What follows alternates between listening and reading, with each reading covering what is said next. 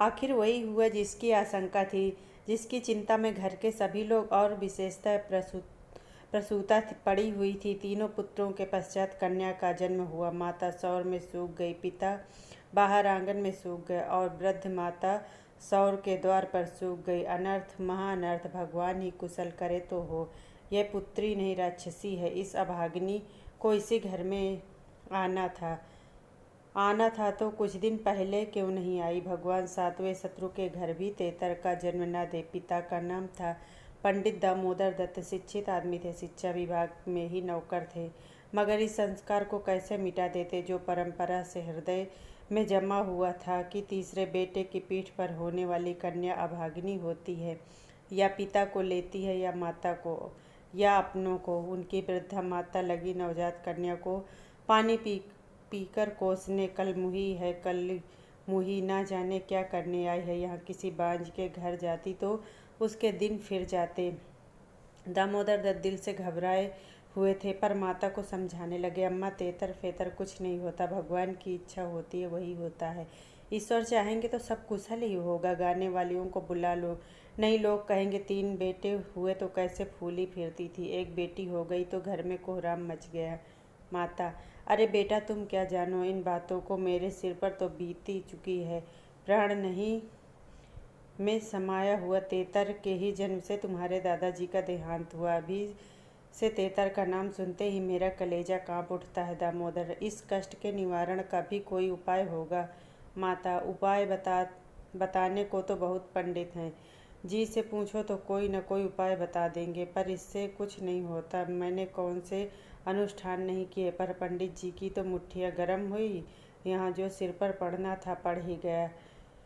लड़की दुबली पतली भी नहीं है, तीनों लड़कों से हष्ट पुष्ट है, बड़ी बड़ी आंखें, पतले पतले लाल लाल होठ जैसे गुलाब की पत्ती, गोरा चिट्टा रंग, लंबी सी नाक। कल मुही नहलाते समय भी नहीं रोई, टुकुर टुकुर ताकती रही। यह सब लक्षण कुछ अच्छे थोड़े हैं। दामोदर दत्त के तीनों लड़के सांवले थे, कुछ विशेष रूपवान भी न थे। लड़की के रूप का बखान सुनकर उनका चित्त कुछ प्रसन्न हुआ। बोले, अम्मा तुम भगवान का नाम लेकर गाने वालियों को बुला भेजो, गाना बजाना होने दो, भाग्य में जो कुछ है वह तो होगा ही। माता जी तो हुलसता नहीं, करूं क्या। दामोदर, गाना ना होने से कष्ट का निवारण तो नहीं होगा, अगर इतने सस्ते जान छूटे तो कराओ ना गान।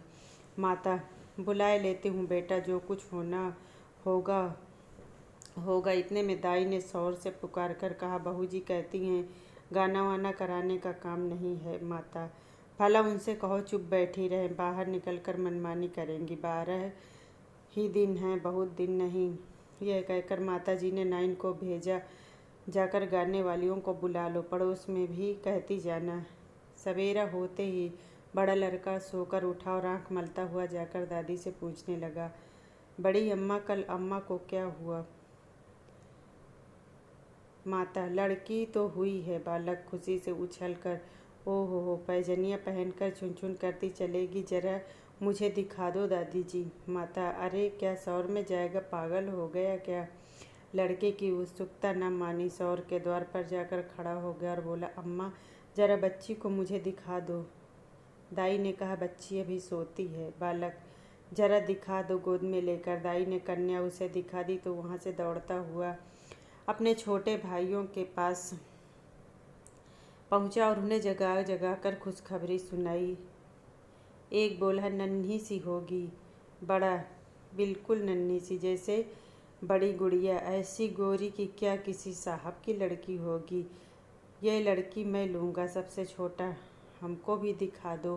तीनों मिलकर लड़की को देखने हैं और वहाँ से बगले बजाते उछलते कूदते बाहर आए।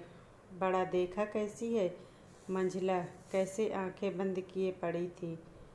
छोटा, हमें भी तो देना।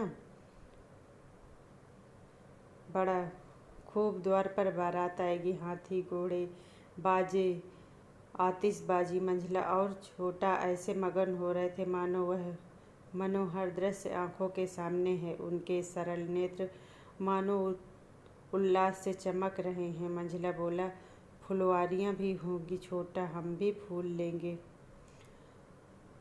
छठी भी हुई, बरही भी हुई, गाना बजाना, खाना पिलाना, देना दिलाना सब कुछ हुआ, पर रस्म पूरी करने के लिए दिल से नहीं, खुशी से नहीं। लड़की दिन दिन दुर्बल और अस्वस्थ होती जाती थी। माँ उसे दोनों वक्त अफीम खिला देती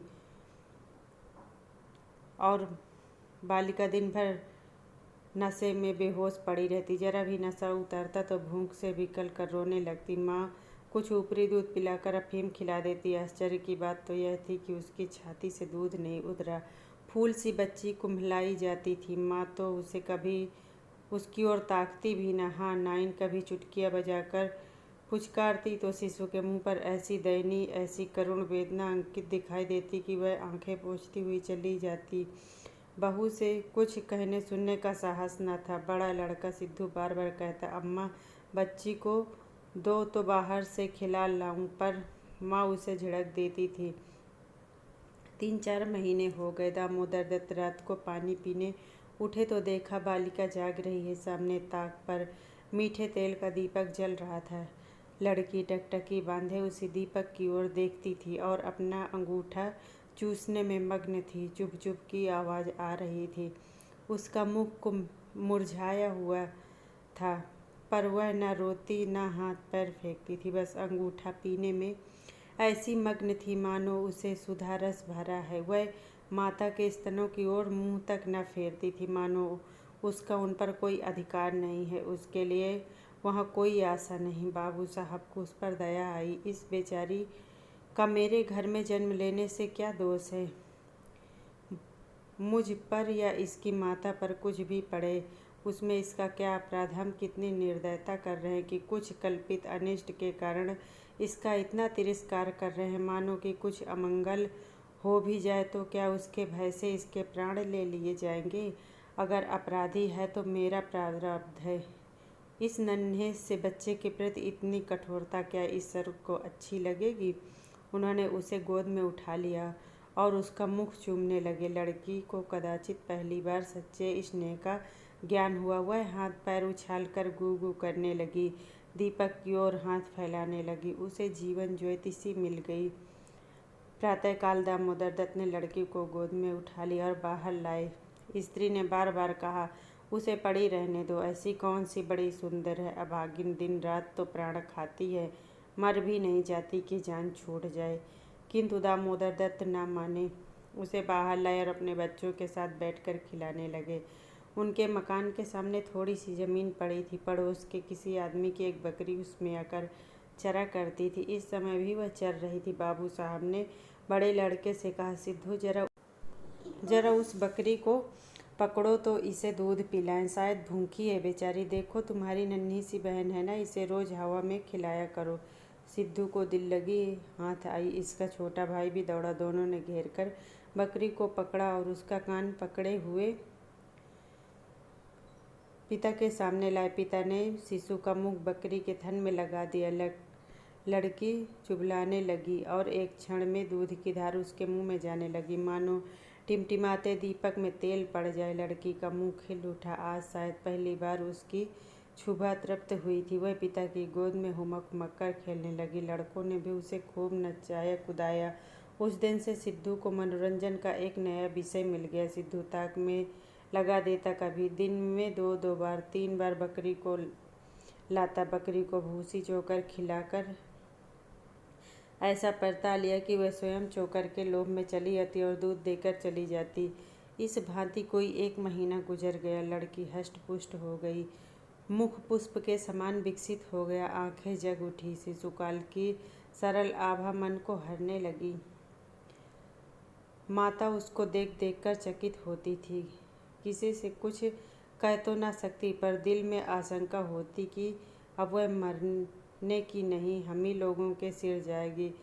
कदाचित ईश्वर इसकी रक्षा कर रहे हैं, जभी तो दिन दिन निखरती आती है, नहीं अब तक तो ईश्वर के पास पहुंच गई होती। मगर दादी माता से कहीं ज़्यादा चिंतित थी। उसे भ्रम होने लगा कि वह बच्चे को खूब दूध पिला रही है, सांप को पाल रही है। शिशु की ओर आंख उठाकर भी न देखती। यहाँ तक कि एक दिन कह बैठी, लड़की का बड़ा मोह करती हो। हाँ भाई, माँ हो कि नहीं, तुम ना मोह करोगी तो कौन करेगा। अम्मा जी, ईश्वर जानते हैं जो मैं इसे दूध पिलाती हूँ। अरे तो मैं मना थोड़ी करती हूँ तुझे, मुझे क्या गरज पड़ी है कि मुफ्त में अपने ऊपर पाप लूँ। कुछ मेरे सिर तो जाएगी नहीं। अब आपको विश्वास ही नहीं आए तो क्या करें। मुझे पागल समझती हो, वह हवा पी पी कर ऐसी हो रही है। भगवान जाने अम्मा, मुझे तो अचरज होता है। बहू ने बहुत निर्दोषिता जताई, किंतु वृद्धा सास को विश्वास न आया। उसने समझा वह मेरी शंका को निर्मूल समझती है, मानो मुझे इस बच्ची से कोई बैर है। उसके मन में यह भाव अंकुरित होने लगा कि इसे कुछ हो जाए तब यह समझे कि झूठ नहीं कहती थी।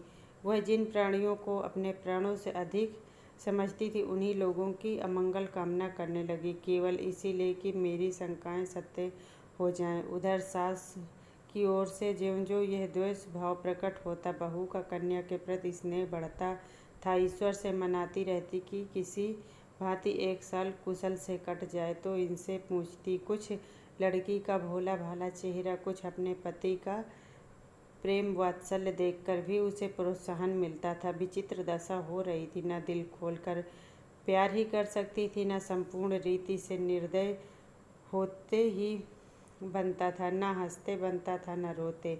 इसी भांति 2 महीने और गुजर गए, कोई अनिष्ट न हुआ। तब तो वृद्धा के पेट में चूहे दौड़ने लगे। बहू को 2-4 दिन ज्वर भी नहीं आ जाता कि मेरी शंका की मर्यादा रह जाए। पुत्र भी किसी दिन पैरगाड़ी से कहीं नहीं गिर पड़ता। न बहू के मायके में किसी का स्वर्गवास की सुनवाई आती है। एक दिन दामोदर दत्त ने खुले तौर पर कह भी दिया कि अम्मा, यह सब ढकोसला है। 73 लड़कियां क्या दुनिया में होती ही नहीं, सबके माँ बाप मर जाते हैं। अंत में उसने अपनी शंकाओं को यथार्थ सिद्ध करने की एक तरकीब सोच निकाली। एक दिन दामोदर दत्त स्कूल से आए तो देखा अम्मा जी खाट पर अचेत पड़ी हैं। स्त्री अंगीठी में आग रखे उनकी छाती सेंक रही और कोठरी के द्वार और खिड़कियां बंद हैं। घबराकर, अम्मा जी क्या दशा है। स्त्री, दोपहर से ही कलेजे में एक सूल उठ रहा है, बेचारी बहुत तड़प रही हैं। दामोदर, मैं जाकर डॉक्टर को बुलाकर लाऊं? देर करने से शायद रोग बढ़ जाए। अम्मा जी की तबीयत कैसी है? माता ने आंखें खोलकर कराहते हुए बोली, बेटा तुम आ गए, अब मैं ना बचूंगी। हाय भगवान, अब ना बचूंगी। जैसे कोई कलेजे में बरछी चुभा रहा है। ऐसी पीड़ा कभी नहीं हुई। इतनी उम्र बीत गई, ऐसी पीड़ा कभी नहीं हुई। स्त्री, वह कलमुही छोकरी ना जाने किस मनहूस घड़ी में पैदा हुई। सास, बेटा सब भगवान करते हैं, यह बेचारी क्या जाने। देखो मैं मर जाऊं तो उसे कष्ट मत देना। अच्छा हुआ मेरे सिर आई, किसी और के सिर जाती मेरे ही सिर सही। भगवान, अब मैं न बचूंगी। दामोदर, जाकर डॉक्टर बुला लाऊं? अभी लौटा आता हूँ। माता जी को केवल अपनी बात की मर्यादा निभानी थी, रुपए न खर्च कराने थे। बोली, नहीं बेटा, डॉक्टर के पास जाकर क्या करोगे? अरे वह कोई ईश्वर है? डॉक्टर के पास जाकर क्या करोगे? अमृत पिला देगा, 10-20 वह भी ले जाएगा। डॉक्टर बेड से कुछ न होगा बेटा, तुम कपड़े उतारो, मेरे पास बैठकर भागवत पढ़ो। अब न बचूंगी, अब न बचूंगी। हाय राम। दामोदर दत्त, तेतर बुरी चीज़ है। मैं समझता था कि ढकोसला है। स्त्री, इसी से तो मैं उसे कभी नहीं लगाती थी। दामोदर दत्त को निश्चय हो गया कि अब अम्मा न बचेंगी। बड़ा दुख हुआ।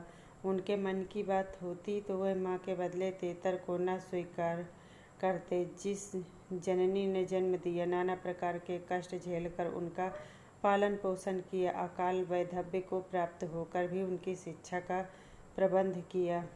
उसके सामने एक दुधमुही बच्ची का क्या मूल्य, जिसके हाथ का एक गिलास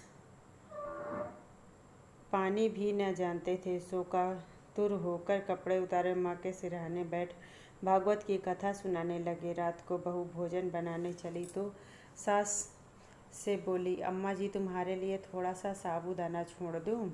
माता ने व्यंग करके कहा, बेटी अन्न बिना ना मारो, भला साबूदाना मुझसे खाया जाएगा। जाओ थोड़ी पूरियाँ छान लो, पड़े पड़े जो कुछ इच्छा होगी खा लूँगी, कचौरियाँ भी बना लेना। मरती हूँ तो भोजन को तरस तरस कर क्यों मरूँ, थोड़ी मलाई भी मंगवा लेना चौक की, फिर थोड़े खाने आऊँगी बेटी, थोड़े से केले मंगवा लेना। कलेजे के दर्द में केले खाने से आराम होता है। भोजन के समय पीड़ा शांत हो गई, लेकिन आधे घंटे बाद फिर जोर से होने लगी। आधी रात के समय कहीं जाकर उनकी आंख लगी। 1 सप्ताह तक उनकी यही दशा बनी रही। दिन भर पड़ी कराहा करती, बस भोजन के समय जरा वेदना कम हो जाती। दामोदर दत्त सिरहाने बैठ पंखा झलते और मातृ वियोग के आगत शोक से रोते। घर की महरी ने मोहल्ले भर में खबर फैला दी। पड़ोसिनी देखने आई तो सारा इल्जाम बालिका के सिर गया। एक ने कहा, यह तो कहो बड़ी कुशल हुई कि बुढ़िया के सिर गई, नहीं तो तेतर माँ बाप 2 में से किसी एक को लेकर तभी शांत होती है। दैव न करे किसी के घर तेतर का जन्म हो। दूसरी बोली, मेरे तो तेतर का नाम सुनते ही रोए खड़े हो जाते। भगवान बांझ रखे पर तेतर का जन्म न दे। 1 सप्ताह के बाद वृद्धा का कष्ट निवारण हुआ। मरने में कोई कसर न थी। वह तो कहो पुरखाओं का पुण्य प्रताप था। ब्राह्मणों का गोदान दिया गया, दुर्गा पाठ हुआ, तब कहीं जाके संकट टला। दोस्तों, कहानी पसंद आई हो तो प्लीज़ इसे लाइक कर देना और ऐसी ही कहानियों के लिए चैनल को सब्सक्राइब ज़रूर कर लें।